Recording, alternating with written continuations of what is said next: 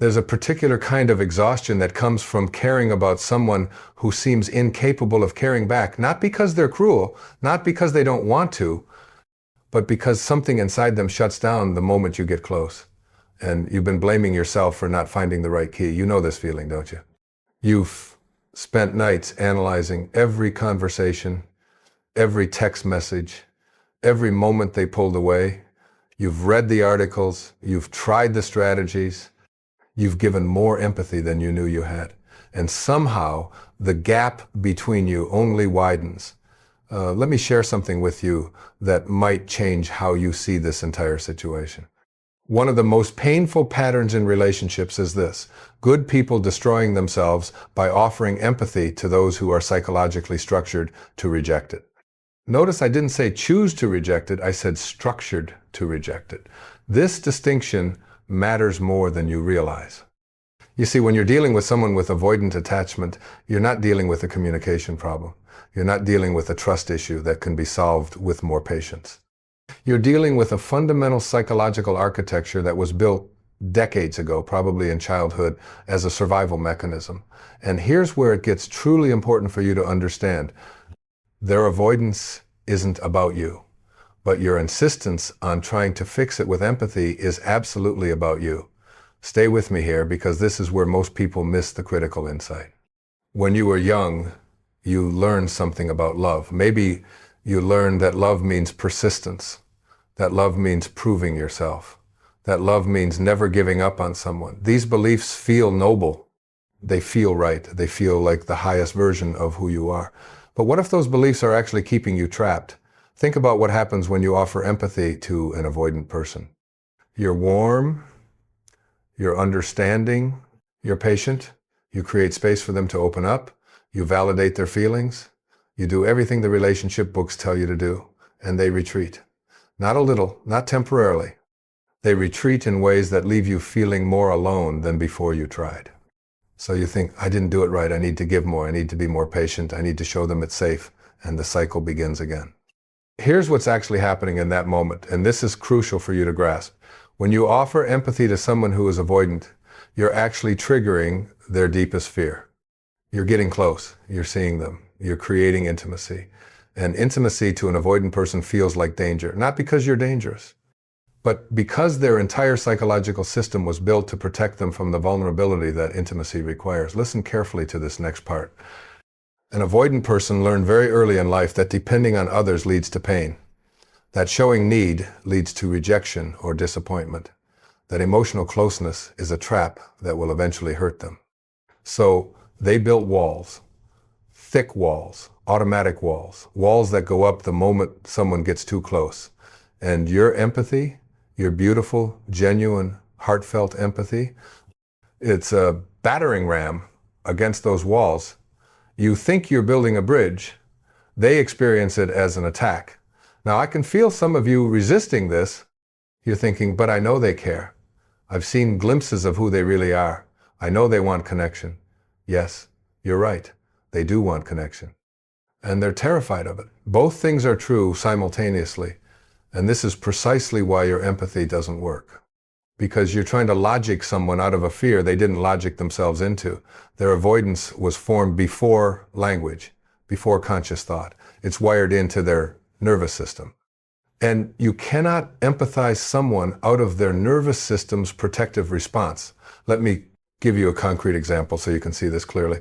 You notice they're pulling away. You feel it, that distance, that coldness. So you reach out with warmth, you ask them what's wrong, you offer understanding. All of this is beautiful, all of this is kind, all of this would work with someone who has a secure attachment style. But with an avoidant person, each of those statements creates pressure. Each one says, come closer, be vulnerable, let me in. And their system screams danger, retreat, protect. So they say they're fine, they change the subject, they get busy. They create physical or emotional distance, and you're left feeling confused and hurt because you offered love and received rejection. But here's the insight that will free you if you let it sink in. They didn't reject your love, they rejected the vulnerability that accepting your love would require. Do you see the difference? This isn't about you not being enough. This isn't about you not understanding them well enough. This isn't about you needing to find the perfect words or the perfect moment or the perfect approach. This is about them having a psychological structure that cannot accept what you're offering, no matter how perfectly you offer it. And this is where the real danger begins for you. But because when empathy doesn't work, what do most people do? They give more empathy. They try harder. They become more understanding. They make more space. They're more patient. And with every attempt, they lose more of themselves. You start editing your needs. You start suppressing your desires. You start making yourself smaller so you don't trigger their retreat. You become so focused on their comfort that you forget you have needs too. You tell yourself, this is love, this is sacrifice, this is what it means to truly care for someone. But let me ask you something, and answer honestly, just to yourself. How much of you is left? How much of your authentic self are you still expressing? How many of your needs have you buried? How many times have you swallowed your hurt because you didn't want to push them away? How many versions of yourself have you tried on, hoping one would finally be safe enough for them to love? This is the cost of trying to make empathy work where it cannot work. You lose yourself in the process. And here's the truly painful part. They don't even want you to do this. The avoidant person doesn't want you to shrink. They don't want you to have no needs. In fact, that very behavior confirms their deepest belief, that relationships require them to be someone they're not, that love comes with expectations they can't meet. Your selflessness is actually reinforcing their avoidance. Read that again because it's important. When you have no boundaries, when you accept any treatment, when you're endlessly understanding of their distance, you're proving to them that relationships are exactly what they feared. Places where they have to manage someone else's emotions while suppressing their own need for space. You think you're showing them safety, you're actually showing them a trap. So what's the alternative? This is where most people expect me to give them a new strategy, a better way to use empathy, a smarter approach to reach the avoidant person. But that's not what I'm going to tell you, because the answer isn't about them at all. The answer is about you asking yourself a completely different question. Not how can I make them feel safe, but why am I so committed to making this work? Not what do they need from me, but what am I getting from being needed like this? These questions make you uncomfortable, don't they? They should, because they point to something you've been avoiding. Let's be really honest about what's happening here. There's something about an unavailable person that feels familiar to you. Something about the chase that feels like love. And until you're willing to look at that, you'll keep finding yourself in the same pattern with different people. You'll keep believing that empathy is the answer, that understanding is the solution, that patience is the path. And you'll keep discovering that none of it works because you're trying to fill a hole in someone else that only they can fill. And while you're busy trying to fill it, you're ignoring the hole in yourself. The hole that says, I'm only valuable if I'm helping someone. The hole that says, love means enduring pain. The hole that says, if I just try hard enough, I can make them choose me. Do you hear it? That voice inside you that equates love with suffering? That's not wisdom. That's a wound. And you cannot heal someone else's wound by keeping your own open. Let me tell you what happens when you finally stop trying to make empathy work with an avoidant person. At first, you feel guilty. You feel like you're giving up. You feel like you're not trying hard enough. You feel selfish for having needs. All of these feelings are normal, expected, part of the process. But underneath those feelings, if you stay with them long enough, you'll find something else. You'll find relief. Relief that you don't have to manage someone else's emotions anymore. Relief that you can be your full self without triggering a retreat. And in that relief, you'll discover something profound. You'll discover that you were never meant to love someone into healing. You were meant to love yourself enough to stop accepting less than you deserve. Now, some of you are thinking, but what if they change? What if they do the work? What if they heal their avoidance? And those are fair questions. So let me address them directly. Yes, people can heal. Yes, avoidant attachment can be transformed. Yes, therapy and self-awareness can create change. But here's what you need to understand, that healing has to come from them, from their own desire to change, from their own recognition of their patterns, from their own willingness to sit with the discomfort of vulnerability. It cannot come from your empathy. It cannot come from your patience. It cannot come from your understanding. Those things might support their healing if they're already doing the work, but they cannot initiate it. You cannot want their healing more than they want it. You cannot do their inner work for them. You cannot love someone into consciousness. And the moment you try, you become part of their avoidance system rather than a catalyst for their growth. Think about what I'm saying here. When you're endlessly empathetic, when you have no boundaries, when you accept their distance without consequence, you're making it comfortable for them to stay exactly as they are. You're removing any motivation for them to face their fear. You're enabling their avoidance by being so understanding of it. This doesn't make you a bad person. It makes you someone who doesn't understand how change actually happens. Change happens through discomfort, through consequences, through the realization that current patterns are no longer sustainable. Your empathy removes that wall. It makes their avoidance sustainable. It allows them to have connection without vulnerability, relationship without risk, companionship without true intimacy. And you pay the price for that arrangement. You pay with your needs unmet, your emotions unacknowledged, your desires postponed, your self-worth eroded. Is that really love? Or is that martyrdom disguised as love? Here's a hard truth that you need to hear. Real love requires two people who are willing to be vulnerable. Two people who can meet each other in their truth. Two people who choose each other not out of fear or need or desperation, but out of genuine desire for mutual growth and connection. You cannot create that alone. You cannot will it into existence with your empathy. You cannot build a bridge to someone who is running in the opposite direction. And pretending you can is hurting both of you. It's hurting you by keeping you in a pattern of self-abandonment. And it's hurting them by confirming their belief that relationships are places where they must perform or manage or hide, rather than spaces where they can be truly seen and accepted.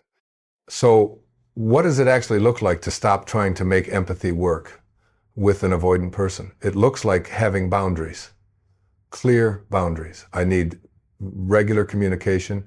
I need emotional availability.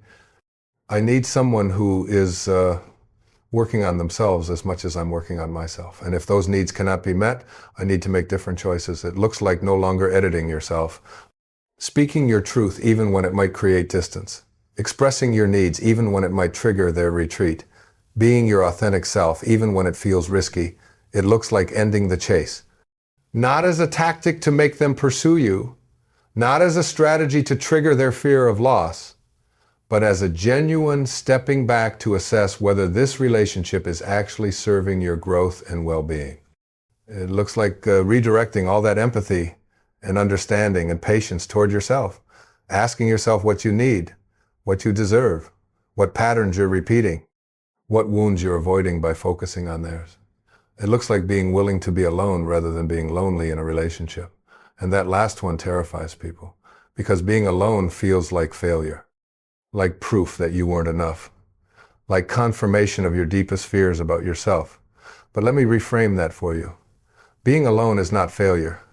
Being alone is honesty. It's saying, I will not participate in a dynamic that requires me to abandon myself. It's saying, I value my own well-being as much as I value theirs. It's saying, I deserve someone who can meet me, not someone I have to chase. That's not giving up. That's growing up. That's not being selfish. That's being self-aware. That's not lacking empathy. That's having empathy for yourself.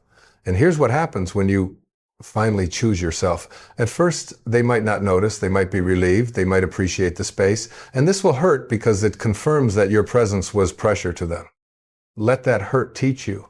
Let it show you that you were trying to force something that wasn't meant to be forced. But sometimes something else happens. Sometimes when you stop chasing, when you stop managing, when you stop making it comfortable for them to avoid, they wake up. Not always, not even usually, but sometimes.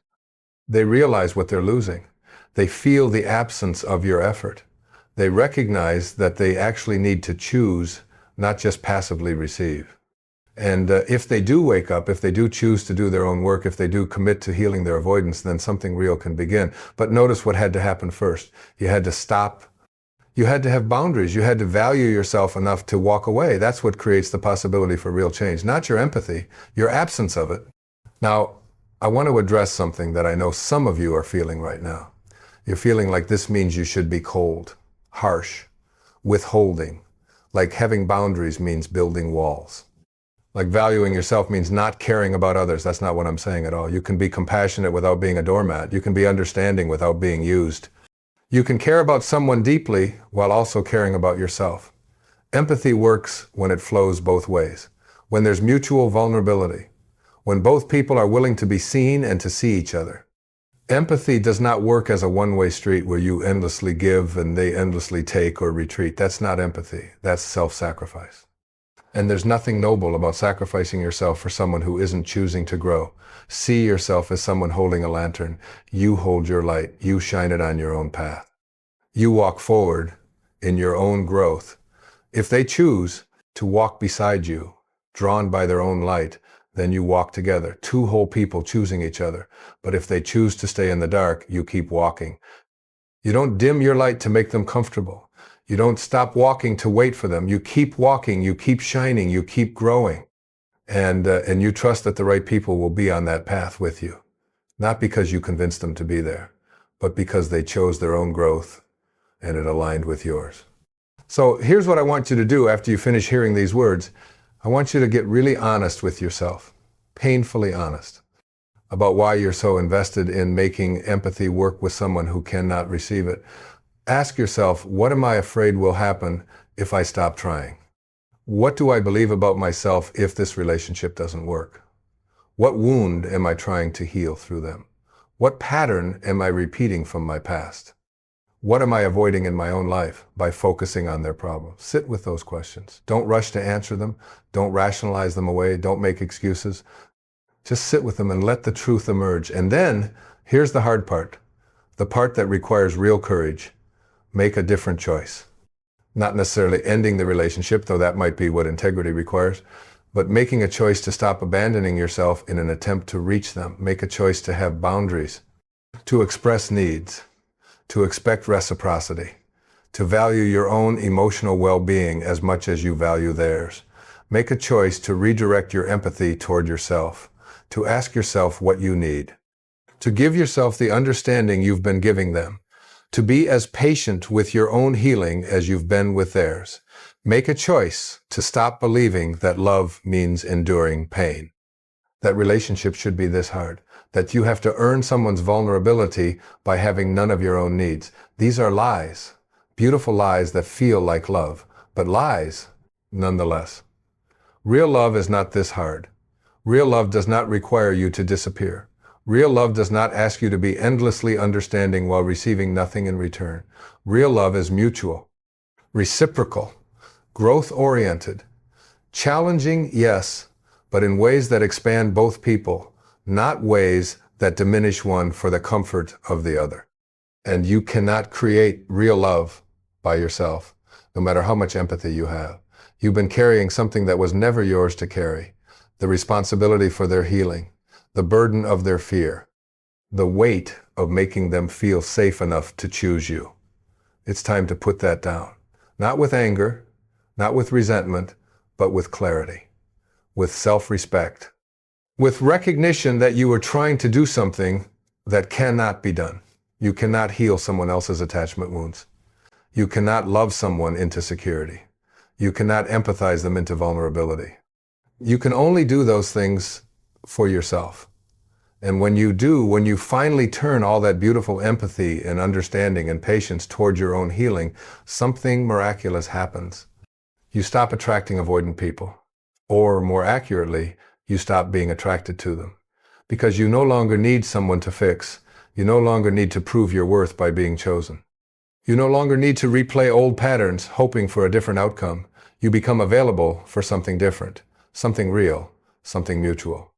But first, you have to be willing to walk away from what isn't working, even if it's familiar, even if you've invested years, even if you still care about them, even if you still hope they'll change, especially if you still hope they'll change, because that hope is keeping you stuck.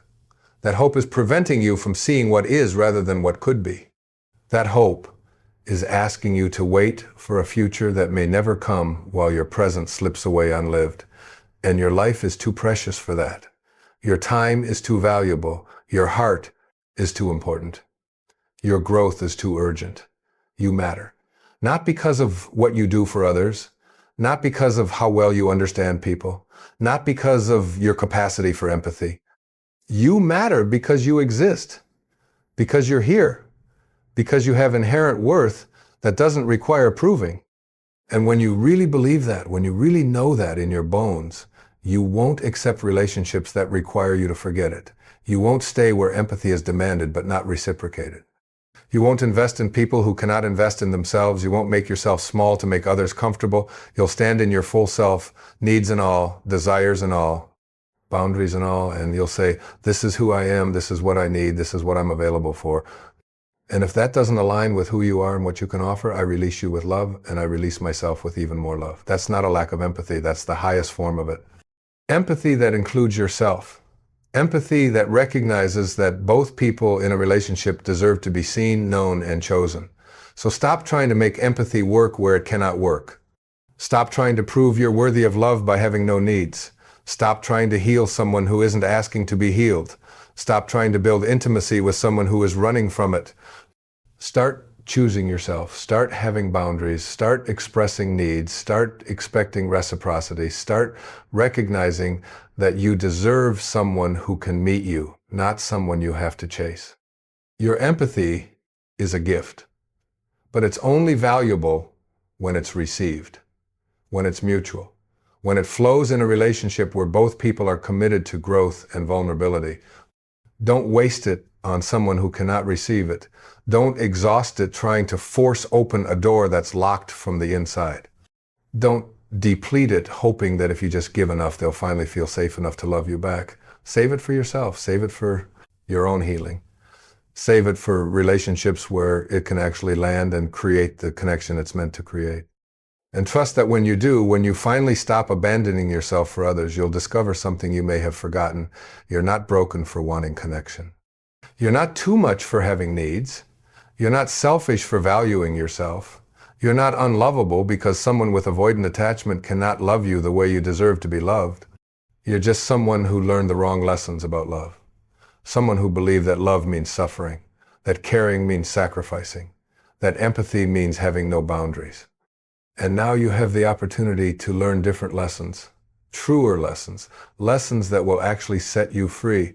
Love is not supposed to hurt this much. Connection is not supposed to require this much effort. Relationships are not supposed to demand that you become less so someone else can remain comfortable. You've been trying to make empathy work where it cannot work. And in the process, you've forgotten the most important truth of all. You cannot love someone into wholeness while abandoning your own. Let me share something with you that might feel uncomfortable at first. Every moment you spend trying to decode their behavior, you're stealing from yourself. Every hour you spend wondering what you did wrong, you're losing time. You could be spending discovering what you need. Every ounce of energy you pour into making them comfortable with closeness is energy you're not using to become comfortable with yourself. This is the hidden cost nobody talks about. It's not just about the relationship that isn't working. It's about the life you're not living while you're focused on making it work. Think about it right now. What have you postponed because you've been so consumed with understanding them? What dreams have you put on hold? What friendships have you neglected? What parts of yourself have you stopped expressing because you were too busy managing their comfort? This is the real tragedy of trying to make empathy work with avoidant people. It's not that you fail to change them. It's that you succeed in changing yourself into someone you don't recognize. You become someone who walks on eggshells, someone who second guesses every word, someone who measures their love and how little they ask for, someone who believes that being low maintenance is the same as being lovable. And the person you were before this, the person who had needs and expressed them freely, the person who took up space without apology, the person who believed they deserved to be pursued, not just to pursue, that person gets smaller and smaller until you can barely remember who they were. This is what happens when you confuse empathy with self-erasure. When you believe that understanding someone means accepting whatever they offer, when you think that patience means waiting indefinitely for crumbs of affection, you lose yourself in the waiting, in the hoping, in the trying. And here's what makes it even more painful. While you're losing yourself, they're not finding themselves. They're not healing. They're not growing. They're just becoming more comfortable with distance because you've made distance comfortable. Your sacrifice isn't helping them, it's enabling them. Your endless understanding isn't creating safety, it's removing the necessity for them to face their fear. Your patience isn't building trust, it's confirming their belief that relationships are something to be endured rather than enjoyed. So you're both losing. You're losing yourself, they're losing the opportunity to grow. And the relationship is losing any chance of becoming real. Now I want you to imagine something different. Just for a moment. Imagine you took all that empathy, all that understanding, all that patience, and you turned it toward your own life, toward your own dreams, toward your own healing, toward your own growth. What would change? You'd stop waiting for someone else to make you feel worthy. You'd stop measuring your value by whether someone chooses you. You'd stop believing that love requires you to suffer. You'd start building a life that feels full even when you're alone. You'd start pursuing things that light you up. You'd start surrounding yourself with people who show up for you the way you show up for them. You'd start remembering that you're not here to fix anyone. You're not here to prove your worthiness through service. You're not here to teach unavailable people how to love. You're here to live fully, authentically, without apology. And when you do that, when you finally claim your own life back from the pattern of chasing unavailable people, you'll look back and wonder how you ever believed that suffering was love. You'll see clearly that what you called empathy was actually fear. Fear of being alone, fear of not being chosen, fear of facing your own emptiness by filling it with someone else's problems. And you'll forgive yourself for that fear because it was real. It was understandable. It came from wounds that weren't your fault. But you'll also recognize that fear is not a good enough reason to keep abandoning yourself. That understanding where a pattern came from doesn't mean you have to keep repeating it. That compassion for your past doesn't require you to sacrifice your future. The moment you truly understand this, everything shifts. You stop asking, how can I make them love me? And start asking, how can I love myself enough to stop accepting less than I deserve? You stop studying their patterns and start examining your own. You stop trying to heal their wounds and start addressing yours. You stop making their comfort your priority and start making your growth your purpose. And this is when you become free, not when they change, not when they finally let you in, not when they heal their avoidance, but when you stop needing them to do any of those things for you to choose yourself. This is the liberation that's waiting for you on the other side of this painful pattern. The freedom to be yourself without fear. The peace of knowing your worth isn't determined by someone else's capacity to see it. The joy of building a life that doesn't require anyone's permission or participation to feel complete. You deserve this freedom. You deserve this peace. You deserve this joy. Not someday when you finally crack the code of making empathy work with unavailable people. Right now. Today. In this moment. All you have to do is stop trying to make something work that was never designed to work. Stop believing that the right amount of empathy will transform someone who isn't ready to be transformed. Stop sacrificing yourself on the altar of someone else's potential. Choose yourself, finally, completely, without guilt, without reservation, without looking back to see if they're following, because your life is happening right now. Not in some future where they finally become available. Not in some fantasy where your empathy finally breaks through their walls. Right now, in this moment, in this day, in this year. And you cannot get this time back. You cannot reclaim the days you've spent waiting. You cannot undo the months you've spent trying. But you can decide that today is different. That today you choose yourself. That today you stop making empathy work where it cannot work and start making your life work for you.